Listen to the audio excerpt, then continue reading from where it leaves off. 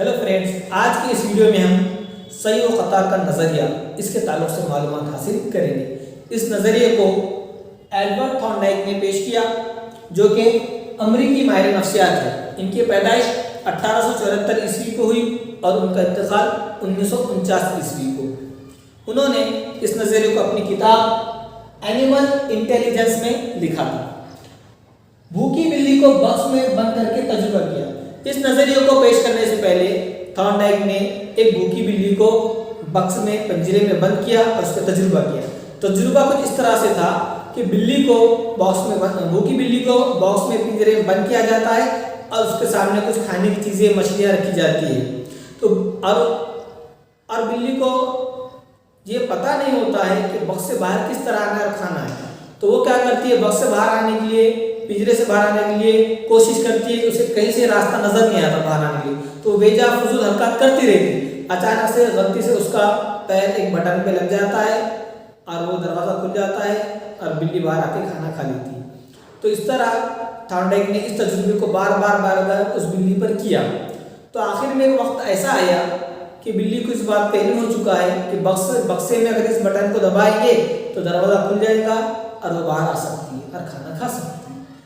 तो इसी तजुर्बे पर सही व खता का नज़रिया थॉर्नडाइक ने पेश किया। चलिए अब आगे देखते हैं। खास हालत में खास अफ़ाल करने की आदत डालना। इस नज़रिए का कहना यह है कि इंसान को, बच्चों को जो भी सीख रहे हैं हम, तो ख़ास हालत में खास अफ़ाल करने की आदत डालना ये नज़रिया सिखाता है।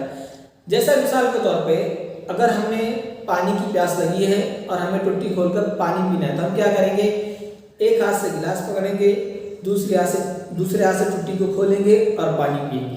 तो कहने का मकसद है कि ख़ास हालत ये है यहाँ पर कि हमें उस टुट्टी को खोलकर पानी लेना है, और ख़ास अफ़ाल यहाँ पर क्या हो रहा है कि एक हाथ से गिलास पकड़ा जा रहा है, दूसरे हाथ से टुट्टी को खोला जा रहा है, इस तरह से। अब आगे देखिए इस तजुर्बे का तज्जिया। सबसे पहले बेचैनी और फजूल हरकत, यानी कि जब बिल्ली पिंजरे में थी तो बेचैन हो रही थी और फजूल हरकत कर रही थी, और धीरे धीरे उस बाद में उसके फजूल हरकत में रफ्ता रफ्ता कमी आई और आखिर में मश्क के ज़रिए सही हल पा गई। यानी कहने का मकसद ये है कि आप अगर कोई चीज़ सीख रहे, खुद से कोशिश करके सीख रहे, तो पहले आप बेफजूल हरकत करेंगे, धीरे धीरे आपकी हरकत में कमी आएगी और आखिर में आप उस चीज़ को सीखेंगे।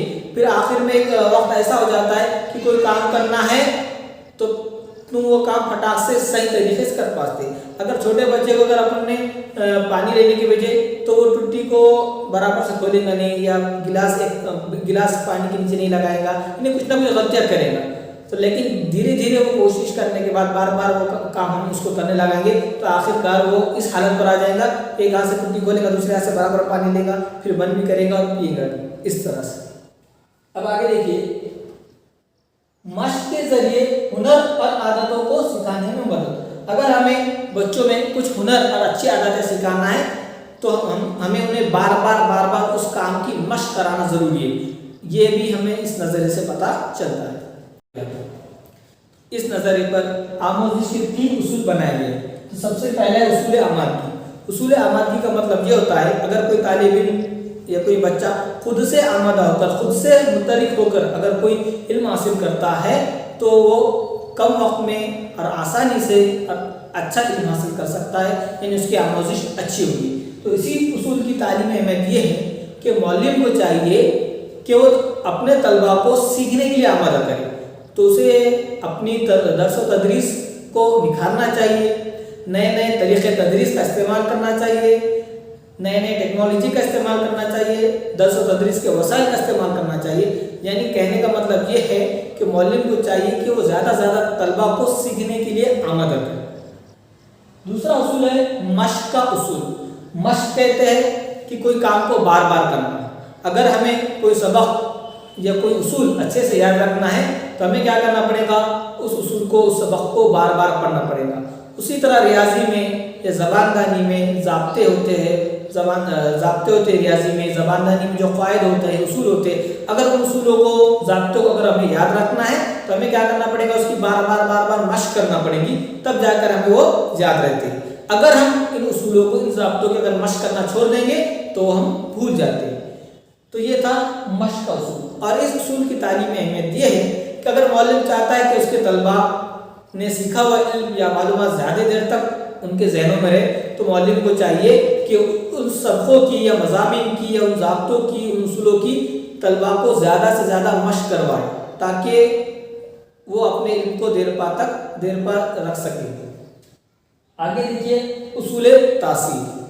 اصول تاثیر میں کیا ہوتا ہے، اگر طالب علم کو یا بچوں کو خوشگوار اور اطمینان بخش ماحول میں سیکھنے کا موقع ملتا ہے تو وہ زیادہ دیر تک اس علم کو حاصل کر پائیں گے اور اطمینان بخش طریقے سے حاصل کر پائیں گے اور ان کی ذاتی دلچسپی بھی اس میں لگ جائیں گی علم حاصل کرنے میں۔ اگر اس کے برعکس بچوں کو اطمینان بخش ماحول نہ ملے، ناخوشگوار ماحول میں اگر بچہ تعلیم حاصل کر رہا ہے تو وہ ذہنی طور پر اس علم کو، اس معلومات کو حاصل کرنے سے کترائے گا، اس سے دور رہے گا۔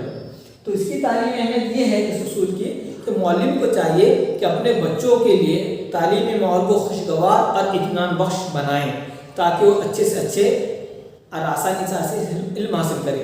اور دوسری مثال اس طرح سے دے سکتے ہیں، اگر کوئی بچہ خود سے کوئی سوال کا جواب ڈھونڈتا ہے اسے بہت خوشی ہوتی ہے اور اس کی سیکھنے پر مثبت اثر پڑتا ہے۔ اس کے برعکس اگر کوئی بچے نے سوال کا غلط جواب دے دیا اور معلم اس کو ڈانٹتا ہے تو اس کا منفی اثر بچے پر پڑے گا۔ تو اس لیے معلم کو چاہیے کہ کمرے جماعت میں بچوں کی ہمت افزائی کرے اور ان کے اچھے کاموں پر انہیں انعام و اکرام سے نوازے۔ اگر کوئی بچہ غلطی کرتا ہے یا سیکھنے میں کمزور بھی رہتا ہے، پیچھے بھی رہتا ہے، تو معلم کو چاہیے کہ ان کے مسائل کو دور کرے اور انہیں ہمت افزائی دے، انہیں تحریک دے، نہ کہ انہیں ڈانٹے۔ تو امید ہے آپ کو یہ نظریہ اچھے سے سمجھ میں آیا ہوگا۔ اگر آپ کو یہ ویڈیو مناسب لگے تو دوسرے کینڈیڈیٹس میں کو ضرور شیئر کریں۔